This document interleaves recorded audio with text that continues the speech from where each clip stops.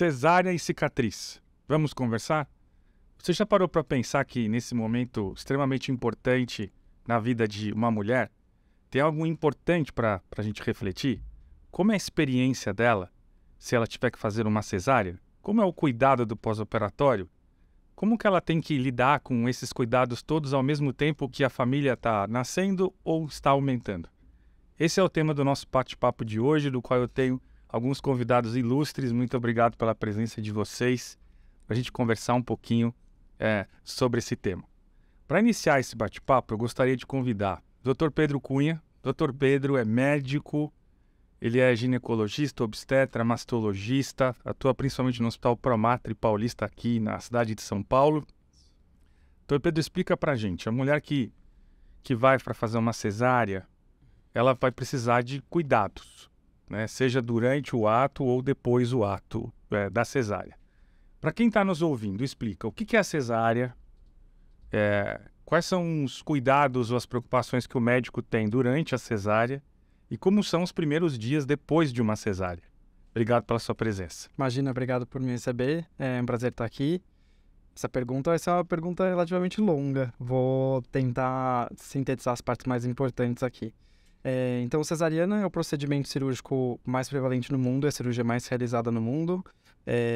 No Brasil é uma prevalência muito alta, né? A gente tem aí uma delimitação da OMS, a gente tem em torno de 15% mais ou menos seria o aceitável de cesarianas, mas no Brasil a gente tem uma taxa muito maior, acima dos 50%, e isso tem vários motivos do porquê que é assim aqui no Brasil, uma parte cultural, uma parte de conveniência da parte médica, obstétrica, também dá um assunto para um outro podcast isso, né? Mas é uma cirurgia muito importante, uma cirurgia que salva, né, vidas maternas, vidas fetais. Então, ela não deixa de ter as suas consequências, né, os seus riscos, que são iminentes a qualquer procedimento cirúrgico e a parte anestésica, mas muito importante, né? Acho que uma coisa importante a gente começar falando é por que às vezes precisa fazer uma cesárea, né? Eu acho que o mais importante é, desde o começo do pré-natal, a paciente se informar. Informação e educação é o mais importante de tudo, quase sempre, né? Então, no pré-natal, a paciente encontrar um médico que ela se sinta acolhida, que ela sinta segurança, e desde o começo levar todas as dúvidas dela, né? Eu, no meu consultório, eu sempre prezo muito pela autonomia da mulher. Eu acho que ela tem poder de decisão sobre o corpo dela, o parto dela, a família dela, o bebê dela, e assim tem que ser desde o princípio, né? Mas eu acho que só falar isso no nosso cenário do Brasil, hoje em dia, só falar, sua autonomia, e a paciente chega e fala assim, eu quero uma cesárea, porque eu tenho medo de dor. E é muito conveniente para mim falar só assim, ok, vamos para cesárea. Não, eu preciso que essa paciente tire os medos, as inseguranças, que ela estude sobre o porquê que ela está com essa ansiedade com relação ao parto normal. Então, enquanto eu não ajudá-la a se informar, a se preparar, a estar munida das informações necessárias para aí sim optar, aí sim ela tem autonomia, né, depois de se empoderar e de encontrar aí educação suficiente, ela sim falar, estudei tudo que tinha, eu vi, tem tanta informação disponível hoje, né, tem blog, tem podcast, tem documentário. Eu ia te perguntar sobre isso, que tipo de cuidado você orienta para suas pacientes? Porque, claro, você que sem dúvida é uma fonte de informação muito importante, sim. Mas não é a única, até porque você tem um tempo ali, precisa ver muitas pacientes e tudo isso. Que tipo de orientação você passa para onde elas podem buscar informação, que cuidado elas têm que ter nesse momento? Eu sinto que acaba que o médico pré-natalista, o obstetra da paciente, vai ser a principal fonte de informação. Mas é importante que ela consiga trazer dúvidas para mim. Então, se ela não buscar isso externamente, fica difícil até a gente ter o assunto para discutir. Então, eu tento tirar todas as dúvidas, eu peço para ela anotar num caderninho as dúvidas dela, porque às vezes no momento da consulta você está tão preocupada que se o bebê está bem, se está tudo bem, mostrar os exames, que às vezes a paciente esquece do que ela tinha para perguntar. Então, entre uma consulta e outra, que tem um tempo, né, padronizado entre as consultas, anota no caderninho e traz. Então, é isso, eu falo para ela assistir, tem documentários disponíveis em plataformas digitais, tem blogs que são super interessantes, tem muitos profissionais da área da saúde, então enfermeiras obstetrizes, outros obstetras que tem Instagram, que tem TikTok, hoje em dia tem tanta informação. Então eu passo os que eu costumo, né, ver e que eu acho que as pacientes gostam, e com isso elas me trazem as dúvidas dela pra gente discutir no consultório o que é válido, o que não é válido. Tento tirar um pouquinho dos medos, e aí sim, é o que eu falo, depois que viu tudo isso, ela entendeu tudo isso, ela falou assim, olha, mas realmente para mim, pro meu corpo, pro que eu quero, pro dia, pro momento do nascimento, eu quero isso. Aí eu falo, joia, isso é autonomia. O paciente tá lá, ela se educou, ela se preparou e ela sabe do que ela tá falando, então ela tá com autonomia para decidir que ela quer uma cesariana, marcamos uma cesariana eletiva. E existem muitas indicações de cesarianas que aí já não cabe necessariamente a paciente. Então, tem indicações absolutas de cesariana. Então, algumas, né, as mais conhecidas são, porque a gente chama anomalia de apresentação do bebê. Então, um bebê que está pélvico ou um bebê que está na situação córmica, que a gente chama quando o bebê está transverso na barriga, não tem como passar, não tem como nascer via natural, né, via vaginal. Então, indicação de cesariana. Existem algumas anomalias da formação da placenta. Então, a placenta prévia, que a gente chama, ela significa prévia porque ela está prévia ao bebê. Então, ela está implantada ali no fundo, perto do colo. Então, o bebê não tem como passar porque ela está cobrindo o colo do útero. E se a placenta sair antes do que o bebê, a placenta é o que está nutrindo e trazendo aporte de oxigênio para o bebê. Então, se a placenta vai sair antes que o bebê, esse bebê vai ficar sem aporte até ele sair. Então, é a indicação absoluta de cesariana. Gemelaridade não é uma indicação absoluta de cesariana, porém, se for... o primeiro bebê tem que estar cefálico para dar para nascer de parto normal. Se o primeiro bebê tiver pélvico, cesariana. Cefálico, ele já de cabecinha. De cabeça para baixo, eu acabo falando pelo costume, mas isso. Então, pélvico, o bebê tá de bumbum apresentado, seria o bumbum que nasceria primeiro, num parto normal, num parto vaginal, e cefálico seria a cabeça do bebê que nasceria primeiro. Então, se no gemelar o primeiro tá pélvico, tá sentadinho, não dá, né? Outras indicações, por exemplo, infecção ativa por herpes, não pode fazer cesariana. Então, ao longo do pré-natal, você percebe que tem herpes genital, você consegue tratar. Se tiver curado, as feridinhas estão fechadas, ótimo. Mas se estiver em fase ativa, não adianta, porque tem risco mesmo de morte para o bebê, de infecção pelo vírus para o bebê, então indicação de cesariana. HPV, que é uma coisa super comum, não precisa desesperar, não são todas as pacientes com HPV que têm indicação de cesariana, mas tem subtipos específicos de HPV que formam condilomas, que então são feridas, lesões vegetativas da região da vagina, que às vezes é um empecilho mesmo da passagem do bebê, bloqueia a passagem. Então também é uma contraindicação. Paciente com HIV positivo e que está sem tratamento, então tem uma carga viral muito elevada, tem indicação de cesariana. Então tem algumas indicações que são mesmo indicações precisas. Mas a grande maioria da população é uma população de baixo risco, são pacientes que não têm nenhuma comorbidade, nenhum problema de saúde, então teria toda a possibilidade de ter parto normal ou cesariana se ela tiver, então aí preparada para escolher isso para o corpo dela, né? Uma paciente de baixo risco, sem comorbidade, 90% dessas pacientes, de novo, 90% dessas pacientes elas têm condição e possibilidade de ter um parto normal. Então, essa taxa que a OMS estabelece de 20% aproximadamente, uma paciente de baixo risco sem comorbidade seria 10%, na verdade, dessas pacientes que teriam parto normal. Antes de você falar um pouco de como é o procedimento, eu queria explorar um pouquinho com as nossas outras convidadas, um pouco dessa questão da informação. Então, nós temos aqui a Fernanda Escuela. A Fernanda, ela é daqui do nosso time, da Sim. Johnson & Johnson, já está com a gente há algum tempo. Ela é mãe do João Pedro e do Bernardo. Isso. Foram duas cesáreas. E a Neide Martins, que está aqui, obrigado também. A Neide é diretora de operações da Float, que é uma grande agência.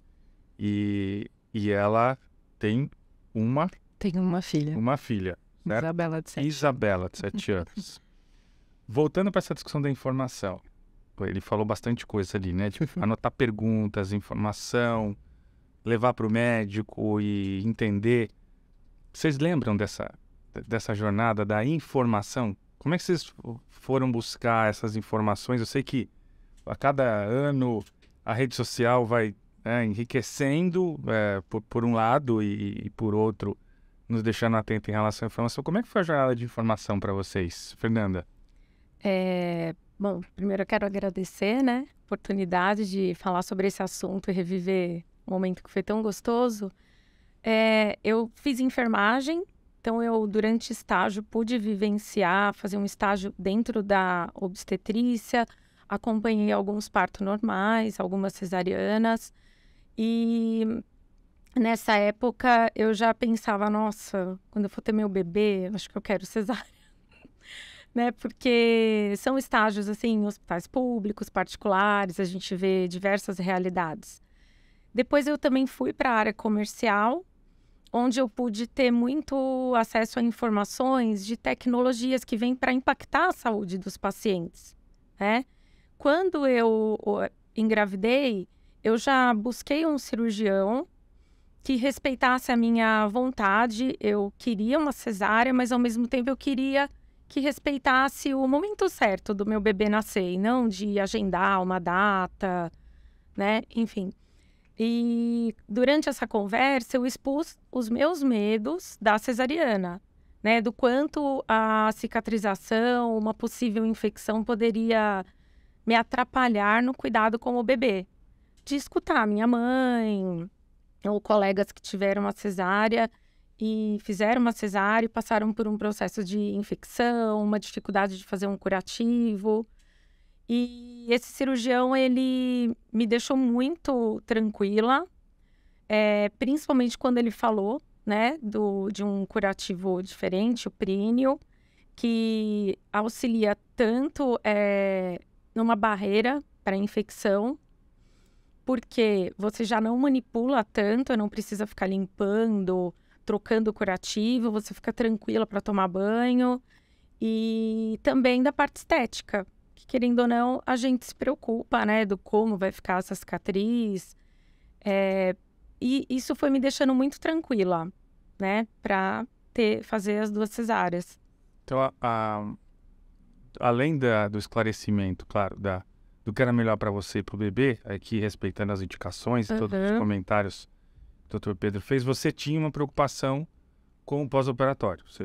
Era algo que, de antemão, já vinha à sua cabeça. Como vai ser o pós-operatório? Como que é o cuidado? Como que eu vou cuidar tudo isso? De mim e do bebê, né? Caso eu realmente faça uma cesárea, puxa, como que eu vou fazer um curativo? Como que eu vou estar disposta para amamentar, para cuidar? E o primeiro filho, ele traz muita preocupação, né? Muita ansiedade, tudo é novo, a rotina, a amamentação é algo que nos cobram, a gente se cobra muito, né? Então, eu fiquei tranquila de não me preocupar comigo, né? Não me preocupar, entre aspas, daquela cirurgia que eu havia feito, para me dedicar 100% ao puerpério, à maternidade. Ou seja, o instinto materno já agindo desde o início, né? Como foi para você? Para mim, bom, primeiro, obrigado pelo convite. Que bom estar aqui conversando com todos vocês e, quem sabe, aí levar informação para as mulheres, para as atuais mamães ou aquelas que desejam ser mãe. Eu busquei muita informação, tanto na internet, livros, conversei com a minha médica, mas tinha uma informação que era da minha mãe, né? A minha mãe teve 2 filhas e foi parto normal nos 2 casos. Então, a minha mãe sempre falava, o parto normal é maravilhoso, porque em 1 semana tá tudo certo. Então, eu tinha um pouco de medo de talvez ser cesárea, mas eu conversava muito com a minha médica e ela sempre falava, olha, acho que vai dar certo de ser o normal, mas eu sempre falava, olha, o que tiver que ser. Porque a minha preocupação era também os cuidados pós, né? Depois que você tá com aquele ser lindo, maravilhoso nos teus braços, a gente fica com muita, né, dúvida, receios, e a gente quer dar atenção pro bebê, né? E não quer ficar cuidando de uma cicatriz ou alguma coisa assim. Então, mas eu busquei muita informação, tanto na internet, livros, revistas, e conversei bastante com a minha médica na época. Bom, é claro que o tema do nosso podcast ele é provocativo, né? Cesárea e cicatriz. Mas, doutor Pedro, esse tema faz parte do consultório? Ou seja, você estava falando um pouco do que é a cesárea, você falou das indicações. Adoraria se você explicasse um pouco como é o procedimento. Uhum. E essa discussão de cicatriz, de cuidado pós-operatório, é algo vivo para as pacientes, para os médicos, mais para um, mais para outro, uma conversa comum dos dois? Olha, deveria ser. Em toda consulta de pré-natal, acho que todas essas dúvidas deveriam ser abordadas, mas é muito frequente. As pacientes trazem esse receio, né? Então, as que já optam diretamente para cesariana eletiva, já vem com isso um pouco mais frequente, essa preocupação da estética, de aonde vai ficar a cicatriz, o tamanho da cicatriz, como que cuida depois, qual é o tempo que as coisas levam para recuperar. Então, isso é mais frequente. Mas mesmo as pacientes que estão ali primeiramente desejosas de um parto normal, acaba que eu trago essa conversa, até porque a gente não pode ser também, vai ser parto normal. O parto normal, ele é ótimo e tem algum momento que talvez precise virar uma cesariana. Então, com essas pacientes eu também tento mais ativamente trazer esse assunto da cesariana e do que pode acontecer e de como que é o processo, né? Vou descrever um pouquinho, então, do procedimento, parte do meu dia a dia, né? Mas para quem não está acostumado com o ambiente cirúrgico, às vezes assusta um pouco, né? É uma cirurgia muito frequente, como eu falei, procedimento mais realizado em ambiente cirúrgico. E outra coisa que também é importante frisar é que eu vou relatar a experiência que eu tenho, que é aqui no estado de São Paulo, que é o estado que a gente tem maior recurso, e numa maternidade particular de São Paulo. Então, o Brasil é muito heterogêneo. Pode não ser a realidade de outros estados, de outros lugares, de outras condições sociais, do sistema público, né? Mas então, aqui no ambiente cirúrgico, o paciente entra na sala, eu sempre tento fazer com que a sala seja o mais acolhedora e humana o possível e não tão assustadora, porque um centro cirúrgico às vezes é um pouco, né, bruto. Então, eu opero só com a luz do foco cirúrgico, deixo a luz da sala em si apagada, tem às vezes a opção de escolher uma cor para a sala, para trazer um pouquinho de calma para o paciente.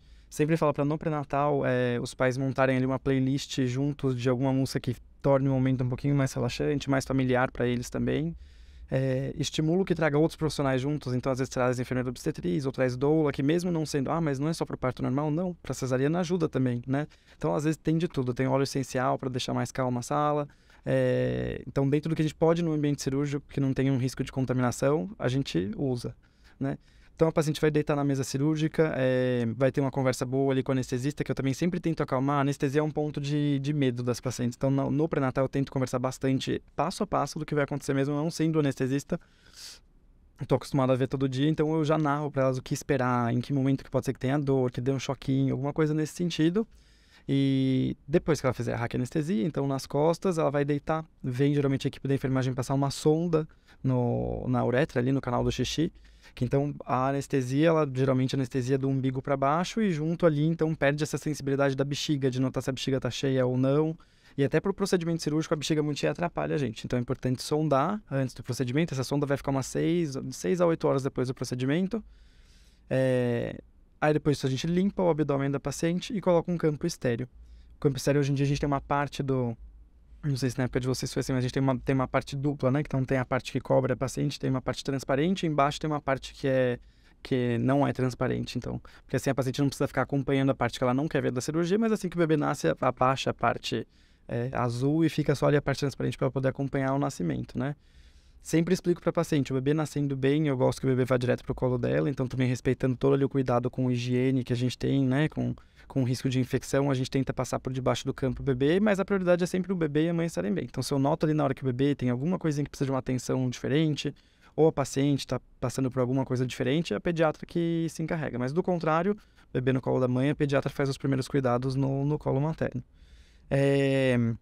A gente consegue até que o pai corte o cordão umbilical para participar também desse momento um pouco mais ativamente. Então, isso é uma coisa que a gente consegue proporcionar hoje em dia. Então, depois que começa, coloca o campo estéreo, a gente vai lá. Aí, uma das perguntas mais recorrentes com relação à estética da cicatriz, né? O quão baixa ela vai ser e qual o tamanho que vai ser a cicatriz. Então, isso, como tudo, a resposta depende. A gente depende do tamanho da paciente, a gente depende do físico da paciente, a gente depende do bebê. Então, né, uma paciente que é uma diabetes gestacional, tem um bebê de 5 quilos, não consigo fazer a mesma incisão que eu faria num bebê pequenininho. Então, isso muda um pouquinho. Tradicionalmente, a gente se baseia pelo osso púbico, então é um ossinho duro que tem ali na região do pubis. 1 centímetro acima, a gente faz uma marquinha, a gente estabelece qual é o meio. Então, tem uma marquinha no abdômen materno que é muito comum, que chama linha nigra, e ela fica mesmo na gestação por conta de alteração hormonal. A gente usa ela para delimitar o meio. Então, 1 centímetro acima do pub, delimita o meio com a linha nigra. E geralmente é de 8 a 10 centímetros, ou de 8 a 12 centímetros se precisar. Mas vamos colocar de 8 a 10. A gente marca 4 centímetros para um lado, 4 para o outro, e assim vai. Tenta deixar bem regular no mesmo plano, para não ficar tortinho para um lado e para o outro. E é isso, às vezes é um bebê maior, a gente aumenta um pouquinho a incisão, 1 centímetro para cada lado. Se é o menor, a gente tenta fazer ela menor, se precisar na hora, aumenta um pouquinho. E aí, a partir daí, são 7 planos, que é uma coisa também que culturalmente todo mundo já ouve falar dos 7 planos para chegar até o bebê. 7 planos até chegar ao bebê.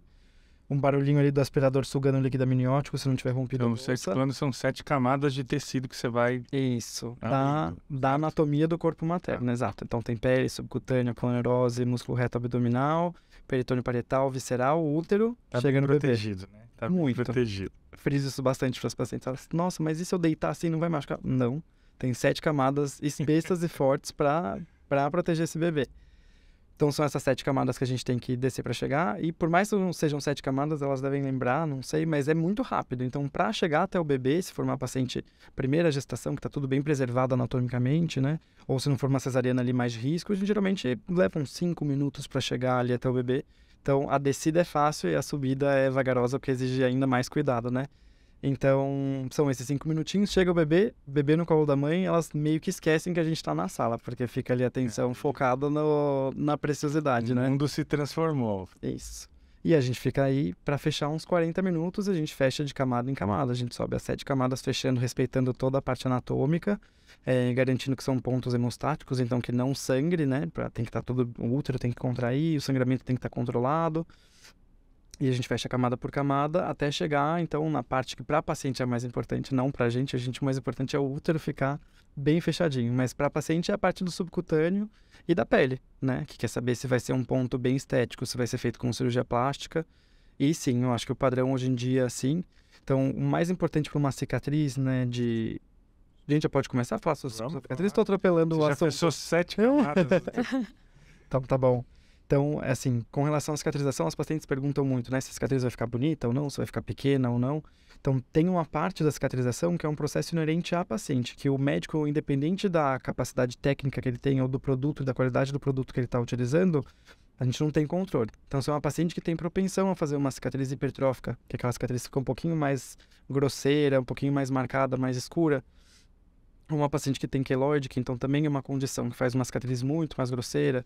Isso é uma característica da paciente, não depende do fio que eu vou Que a gente usar. chama uma cicatriz. Isso, isso não depende. Agora, então, contando as pacientes que têm uma cicatrização normal, o que a gente sabe que traz um bom resultado estético? Então, é ter o mínimo de tração possível próximo da pele. Quanto mais pertinho uma pele, né, ou um lado da pele do outro da ferida operatória, ficar mais próximo e com menos tensão, então menos esticado ou com menos força querendo afastar, e quanto a tensão mais bem distribuída sobre essa cicatriz ela ficar, melhor vai ser o resultado estético. Então, a gente dá pontos no subcutâneo, que é a gordurinha ali abaixo da pele, a gente dá pontos separados, geralmente, com fio de qualidade, para já tirar essa maior tensão. É ali que a gente tira a maior parte da tensão. E na pele a gente usa um fio absorvível.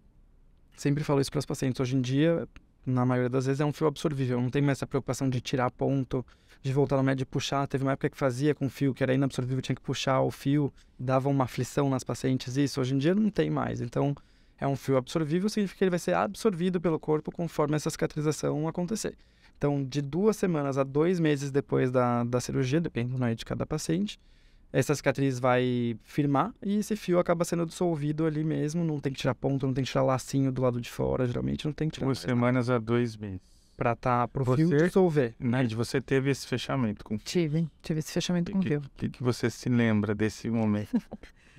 Tá, primeiro porque não era muito o que eu gostaria, mas foi por conta do bebê, né? Entrou em sofrimento fetal e precisou fazer. Mas eu tava ali com a minha filha nos braços, tentando cuidar da minha bebê, e aí teve infecção. E aí, no meio daqueles cuidados, a gente tentando ali, sentindo dor, não foi legal. Isso já na sua casa? Já na minha casa, já estava em casa, já tinha passado mais ou menos uns 20 dias, quase um mês, já estava em casa já com a bebê, né? E aí a gente tá ali vivendo aquele momento, tá tentando entrar numa nova rotina, estabelecendo ali conexões e de repente você tá sentindo dor, você não tá se sentindo bem.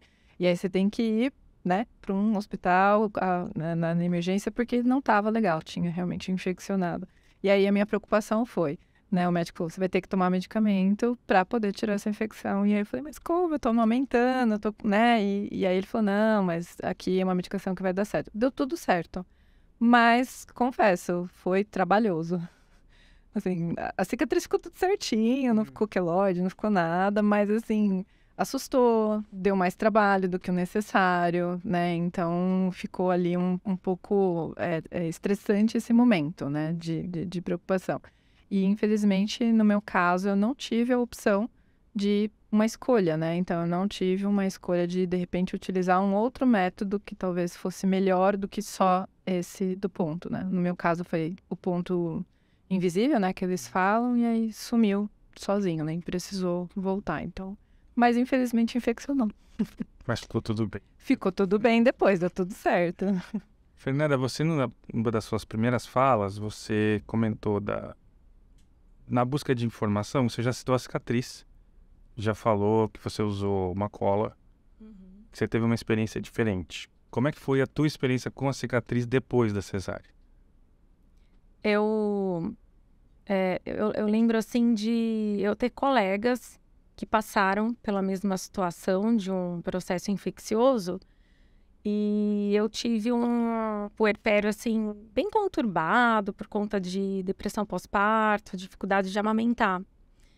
E essa minha amiga que passou por essa infecção, ela conversava muito comigo e eu imaginava, nossa, como seria tudo isso se, além de tudo, eu tivesse que cuidar de mim, né? Da parte cirúrgica dessa infecção, passar por mais um estresse.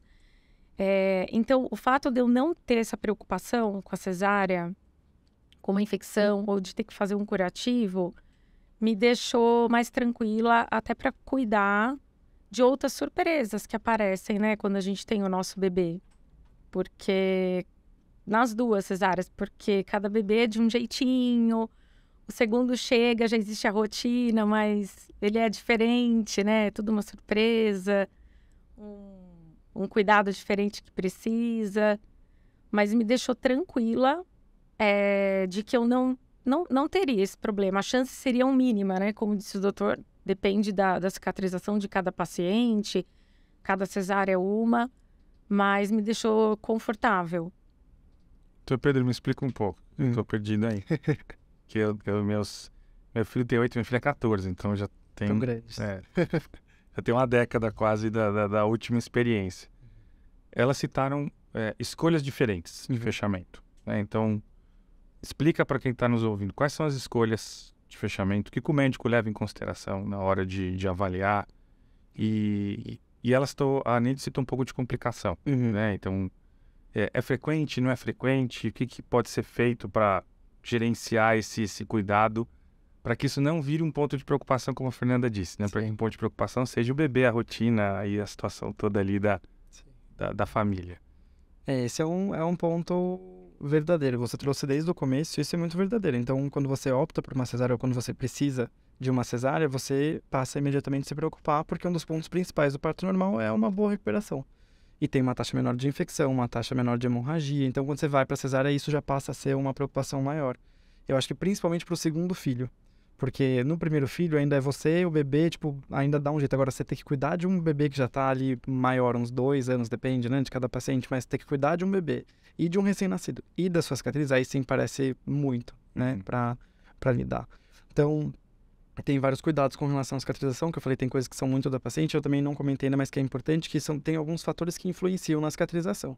Então, uma paciente tem um hábito de vida, um estilo de vida mais saudável, uma paciente que pratica bastante exercício, essas pacientes costumam ter uma cicatrização melhor, tem uma oxigenação melhor do tecido, né? E, ao contrário disso, uma paciente que fuma, então o tabagismo atrapalha bastante na parte de cicatrização, na parte da parte vascular, do que chega de sangue, de formação de trombo, de lesão de endotélio, então o paciente tabagista tem uma cicatrização pior, obesidade, diabetes, isso tudo são fatores que a gente conta para uma dificuldade ou ter algum tipo de complicação pós-operatória com relação à incisão cirúrgica. E é prevalente. Então, a cada 20 cesarianas, mais ou menos, uma cesariana acaba tendo algum tipo de complicação ali na pele, na infecção. Uma a cada 20, estatística. De complicação na parte de fechamento da pele, de ferida operatória. Então, a principal, a mais comum, costuma ser infecção do sítio cirúrgico mesmo. Então, essa é a mais comum. Foi o seu caso. Foi. As outras são, então, deiscência, que a gente usa esse nome, mas deiscência significa a separação das bordas da ferida. Então, abre ali um pontinho, às vezes abre 1 centímetro, 2 centímetros, às vezes abre a ferida quase inteira, às vezes abre só superficialmente, às vezes abre planos profundos também, então isso que a gente chama de deiscência, é a segunda mais comum. E outras complicações também são hematomas, então algum vasinho ali, ou do subcutâneo de alguma região que não foi fechado ou não foi cauterizado adequadamente, ou que voltou a sangrar depois de ter terminado a cirurgia, e sangra e forma um hematoma mesmo, que precisa ser drenado, ou um seroma mesmo, que é um acúmulo de secreção que acaba acontecendo pelo uso do bisturi elétrico, do trauma mesmo da cirurgia. Então, tudo isso é inerente ao procedimento cirúrgico. A gente sabe que quando a gente faz uma cirurgia, a gente está sujeito a isso. E a cada cesariana, a cada 20 cesarianas, uma pode ser que tenha. E aí a gente tenta o máximo possível minimizar que aconteça esse tipo de complicação, né?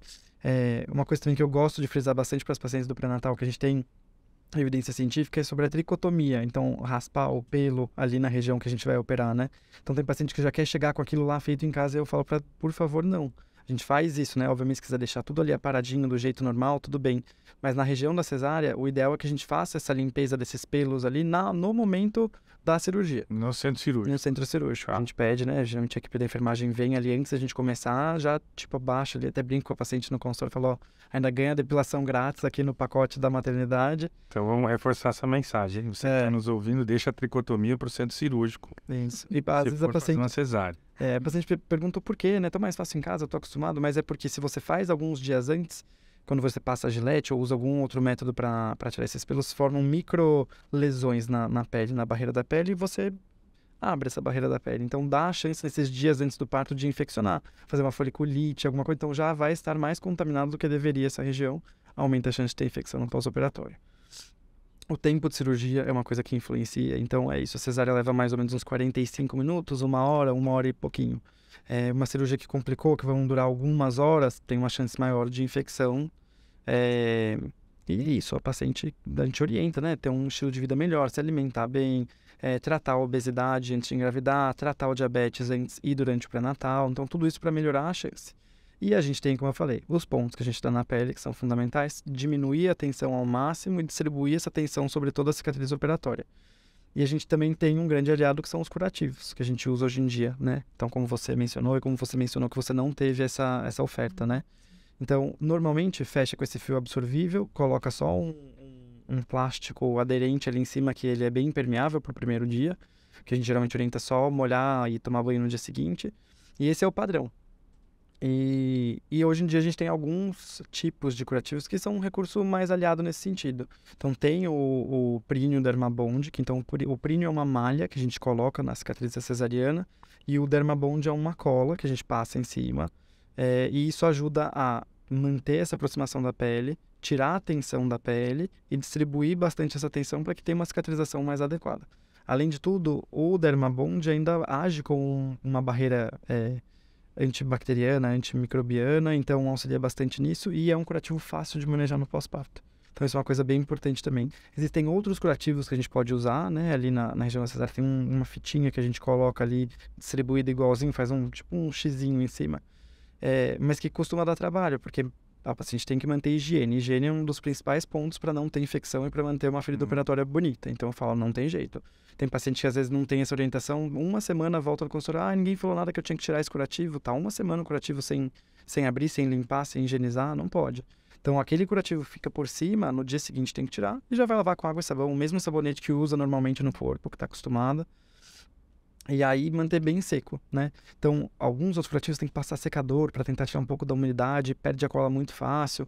E o Prínio não, o Prínio ele costuma ficar 15 dias, a gente tira geralmente no consultório. Obviamente já perto dos 15º dia ele já começa a ir soltando as bordinhas, mas ele fica muito bem. Não precisa do secador, só secar com a toalha em movimentos ali um pouco mais delicados costuma resolver. E é isso, então é um recurso que a gente tem hoje em dia, que a ciência e a tecnologia trouxe pra gente, e a gente oferece para as pacientes. Não sempre, acho que ainda está começando, eu como sou mastologista, eu usava esse curativo há muitos anos, eu já usava, porque a parte da mama tem uma parte estética muito importante, então a gente já usava Prínio há alguns anos já. E hoje em dia na cesariana a gente está podendo oferecer isso para paciente, tem uma questão com relação ao convênio, ao custo, e eu também tento discutir isso com as pacientes, se elas vão, se elas querem, se elas têm esse desejo ou não, se não é uma coisa importante, isso é uma de cada um também. Mas eu acho que com relação à cicatrização é basicamente isso, os cuidados que a gente tem ali da ferida operatória, para ela ficar bem estética. Fernanda, você usou, né, esse tipo de fechamento. Foi. E como foi? Eu autorizei a utilização, né, na época. O que me deu, assim, o conforto foi de eu poder me movimentar. Eu não sentia incômodo nenhum na cesárea, nenhum tipo de dor. Eu tomei banho, o meu médico me orientou igual o doutor de secar levemente com a toalha. O aspecto fica seco, eu conseguia levantar, sentar, então eu tinha uma mobilidade para cuidar do bebê, de andar, de não precisar de um repouso por causa da cicatriz. Eu não dependia de alguém, a gente sabe que o nosso corpo demora para voltar, Então, se eu precisasse fazer um curativo, eu ia depender de uma outra pessoa, porque a barriga ainda fica distendida, né? Não é a gente que vai conseguir fazer o curativo. Então, eu já não tinha essa dependência, né? Eu tinha pessoas para me ajudar com o bebê, mas não com essa preocupação do curativo. Então, foi uma sensação, assim, de estar limpa, de estar com uma cicatrização bem cuidada, de não me preocupar com alguma complicação. E esteticamente também ficou perfeito. Uma risquinha, assim, muito pequenininha, fininha, bem difícil de perceber. Essa foi a tua experiência, gente? Eu sei que você enfrentou dificuldades depois dos 20 dias aí com complicação, dentro da estatística que o Dr. Pedro comentou. Sim. Mas a primeira semana, os primeiros dias, como foi? Foi muita dor. A gente não sabe para onde a gente olha. Se a gente olha para o bebê, se a gente olha para a gente está tentando fazer ali o processo de amamentação e aí é muita coisa para superar ao mesmo tempo, né? No começo ali realmente dores que se sente, né? Parece que o corpo não responde, né? Você tenta fazer e parece que o corpo não responde. E depois que fez aí, que teve aí apareceu a infecção e eu usei o medicamento ali que o médico mandou, passou e foi, né? Mas a minha cicatriz, ela é fininha, ela não é, assim, super fina, talvez se tivesse usado aí um outro procedimento mais interessante, mas ficou bem cicatrizado, não teve nenhuma complicação depois. Mas aquele momento foi um estresse a mais perante a nova fase que eu estava tendo ali, né? Naquele momento. Então, foi um estresse ali, mas depois a gente meio que supera, né? Então, a gente se preocupa com o bebê e com a gente também, e às vezes você não consegue dividir isso na sua cabeça. Doutor Pedro, e na sua experiência geral, no consultório você vivencia as duas situações, é comum esse relato, ou seja, comodidade, seco, essa sensação de mais conforto? Qual que é a tua experiência de maneira geral em relação a esses diferentes tipos? Sim, é comum. Na verdade, é importante, o relato de vocês duas é muito importante, porque é isso, eu acho que durante todo o pré-natal a paciente fica muito antenada com relação a tudo ligado à gestação e ao bebê, e muitas vezes esquece de comentar o quão difícil é o período do puerpério, que é depois que o bebê nasce. Eu tento conversar com as pacientes que é ainda mais difícil, mas eu obviamente quero ser positivo, eu não quero ser uma pessoa, né, que traz ali um pessimismo, mas eu tento ser realista de que tem que preparar e tem que conversar sobre isso também, porque é isso, é cuidar de você, cuidar de um bebê, e a amamentação, na maioria das vezes, não é fácil. Às vezes, a paciente tem aquela ilusão de que vai ser uma coisa super natural, que é só aproximar o bebê e foi. E raramente funciona dessa maneira. Então, tem alterações hormonais, tem uma privação de sono, que é muito importante, uma alteração de rotina, ansiedade, uma depressão pós-parto. Então, muita coisa acontece no puerpério, né? Então, e realmente é isso. Eu acho que se a gente pode oferecer para a paciente alguma coisa que traga um conforto mais, que tire um problema ali da mão dela, nessa hora que já está difícil de lidar com todas as alterações que vão acontecer e que acontecem nesse período, elas gostam, elas agradecem e é melhor, né? Então, acontece. E não estou dizendo que mesmo usando cola, usando malha, que não vá ter infecção e que não vá abrir o ponto. Isso é uma tentativa de diminuir e eu tenho ótimas experiências. Eu acho que realmente funciona muito bem. Mas mesmo assim pode acontecer a infecção. E aí é isso, dá o trabalho de ter que ir até o hospital, tem que tomar antibiótico. Em algumas situações a gente julga se precisa ou não ali do antibiótico. A gente sempre prescreve antibióticos, tem antibióticos que podem usar durante a amamentação, durante o puerpério, que então não tem problema. Mas a gente tenta diminuir o máximo possível isso para que vocês tenham a liberdade de fazer as coisas que precisam ser feitas, né? E tem uma parte que também o curativo não dá conta de tudo, ele cuida da parte estética, mas tem uma recuperação, um tempo de recuperação cirúrgico, de novo. A gente às vezes tira a cesárea de um grupo de cirurgia, mas ela é um procedimento cirúrgico como outro qualquer. Como você disse, 7 planos. São 7 camadas, né? Então tem risco, entra dentro da cavidade abdominal. E isso muitas vezes passa despercebido de tão prevalente que é o procedimento, todo mundo faz, é tão frequente você ouvir falar, que às vezes tira de uma categoria cirúrgica e parece que é uma parte só da cesariana, mas não, então é um procedimento cirúrgico, a recuperação é dolorosa. Eu falo para as pacientes no consultório, infelizmente ainda não tem uma opção de parto 100% sem dor, tanto normal quanto a cesariana. Acho que normalmente dá ali a opção para a paciente de quando ela vai querer experimentar essa dor.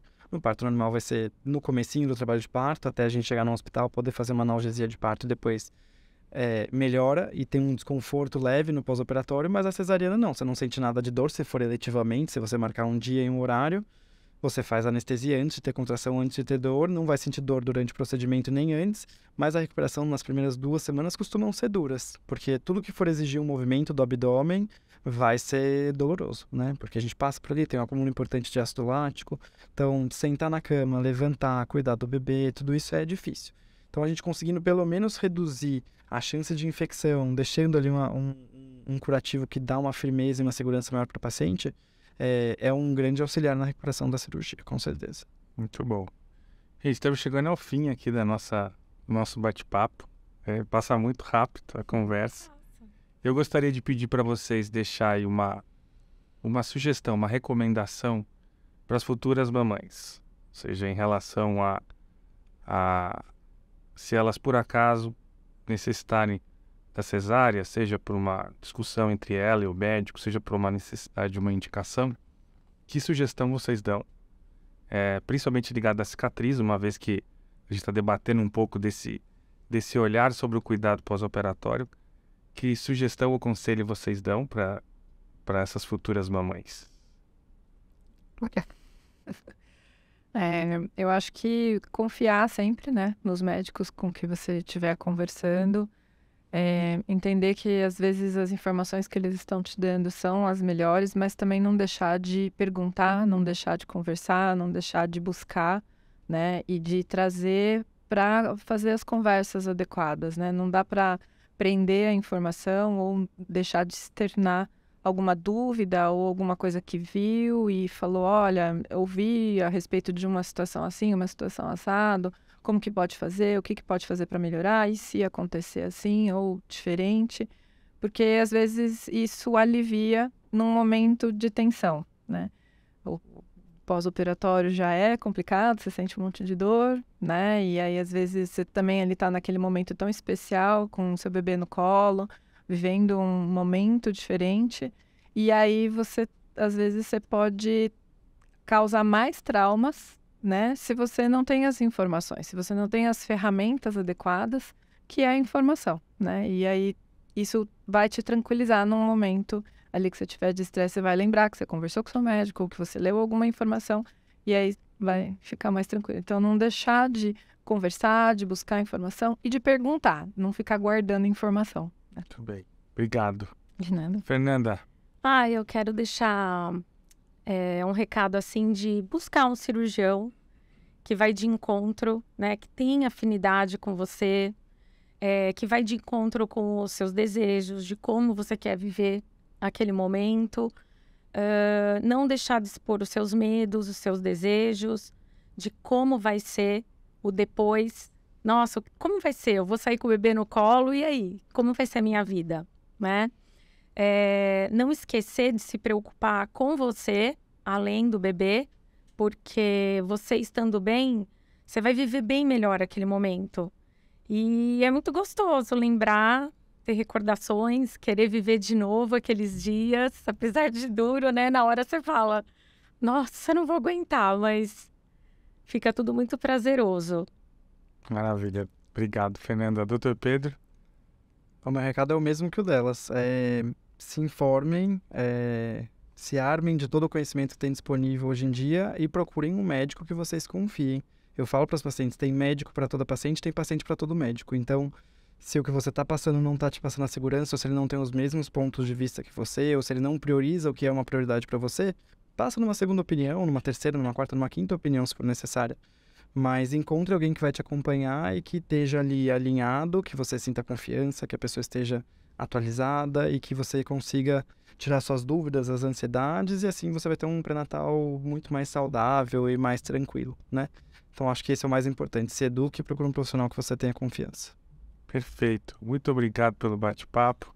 Acho que a gente conseguiu esclarecer um pouco e ajudar os nossos ouvintes, ou que vão nos ouvir ou vão nos assistir, a conhecer um pouco mais sobre o universo da cesárea, o papel que ela tem dentro das opções indicadas para a realização de um parto e, em especial, o cuidado pós-operatório, né? Eu acho que esse podcast deixa esse recado para que você, futura mamãe, não pense só no seu bebê ou só durante toda a gravidez, mas que se preocupe também se a cesárea for parte da sua situação de parto, que o pós-operatório seja identificado e orientado e cuidado, uma vez que é uma cirurgia, como explicada pelo Dr. Pedro, é uma cirurgia importante e como toda cirurgia precisa de cuidados, tanto no pré quanto no intra quanto no pós-operatório. Obrigado por ficar aqui conosco. Esse foi mais um episódio do podcast da MedTech, powered by Ético, e nós nos vemos na próxima.